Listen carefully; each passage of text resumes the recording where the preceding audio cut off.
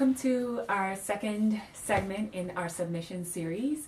If we're wearing the same thing as last time, it's because we're knocking out these videos, man. So just work with us. Right. But today's subject is about submission between men and women, specifically within the context of marriage.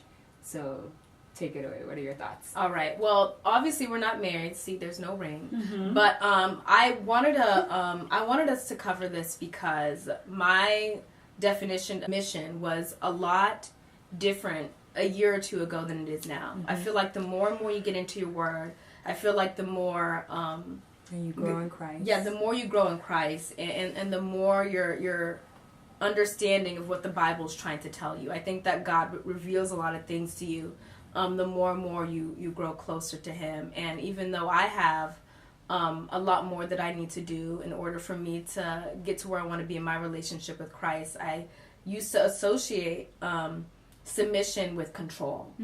And for me, I'm the type of person where, especially growing up in an African household and not having the opportunity to really make decisions for yourself.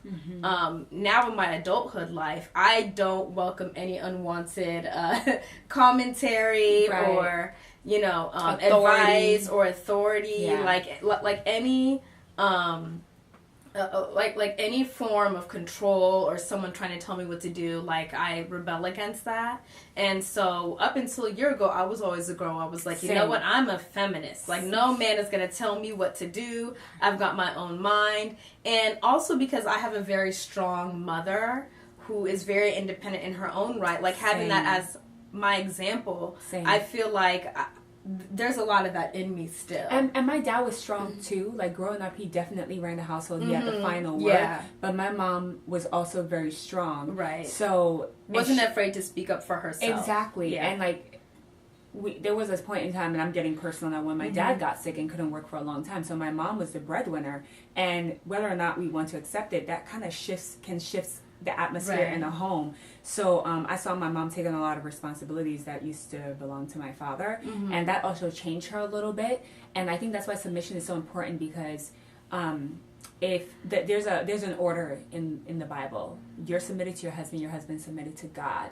And one thing I've just learned in my growth is that even when unforeseen circumstances shifts that order, the order maintains, because the order is spiritual in nature. It's not a physical one. So just because your man is not working doesn't mean that you take over, you usurp his authority. You still maintain that same attitude of respect while he continues to love you. And that's like a really delicate, difficult thing to say, to do. Like, it's easier said than done. But I was actually watching this video the other day. It was on Facebook. And it's one of the women that I follow on Periscope. And she was interviewing an older lady, 55 years old. And she had been in a marriage with someone who had cheated on her for 12 years. And she was asking her, right? And so the interviewer was like, if it was me, like, I would have left. And then when his side piece died, he wanted to go to the funeral. No. I would have killed him. She let him. And you know what's funny? She was like, at that point, my man is not working according to God's spiritual order. So what does that mean? That means I submit to God. And she goes, and this is the part where a lot of you women miss, that long suffering, that humility. Humility tells me that I made a covenant between me and this man. We have a covenant before God. So for better or for worse, I still have to love and respect him, because yes, God gives us grounds for divorce, but God hates divorce.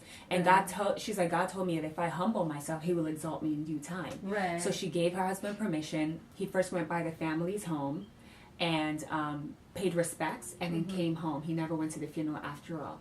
And God worked on his heart because of her submission to God and her humility and her just obeying the word to the letter.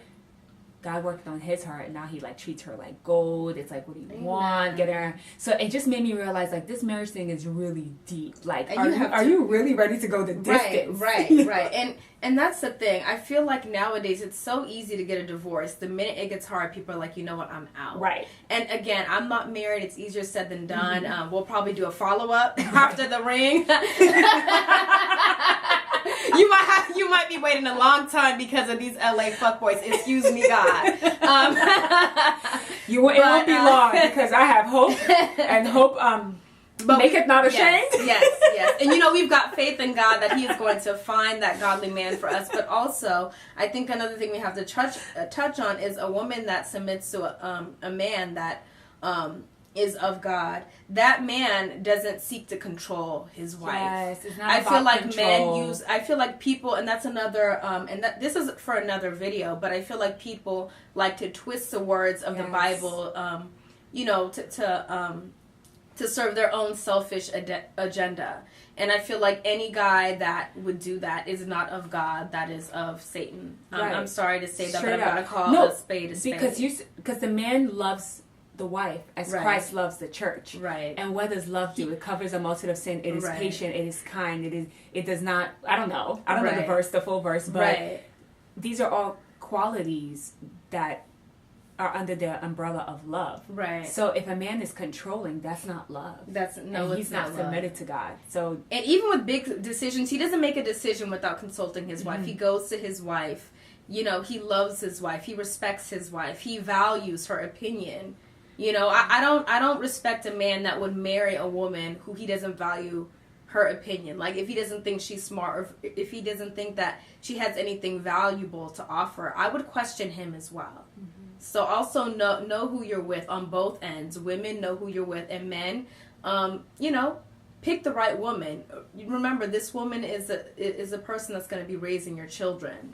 So make sure you pick the right person. So I think that, again, it's not about whether or not you're submitted. It's who you're submitted to, Yeah, absolutely. So it's just both parties need to be submitted to God. She needs to submit to Him. He needs to submit to Jesus. And I feel like, if that order is just not there, there's chaos. So it's just like a self-check-in, like always checking in.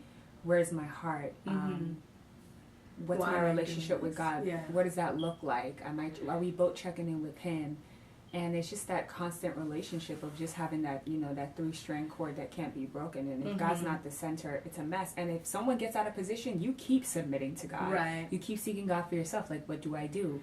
It's His institution, marriage. So it's like, again, go to Him and ask Him what He wants. And I don't know, it's been so interesting just thinking about marriage and all those things and just finding out, like, what is it really all about? And am I able at this age? Right. Yeah. And you also have to be honest with yourself. Am I ready for this? Because it's a real commitment. It's more than just playing house. Like, if your man has a $100,000 loan and he's dead, they're not coming to his parents. They're coming to you like, are you going to pay this or no? So I feel like it's a huge responsibility, and it's more than just love. But I feel like, again, God's got to be at the center of it so that He can really help you keep your relationship intact. Yep. So, yeah. Anyway, let us know what you guys think. Send questions, comments, concerns in the email below. We look forward to hearing from you. Bye. Yeah. Bye, you guys.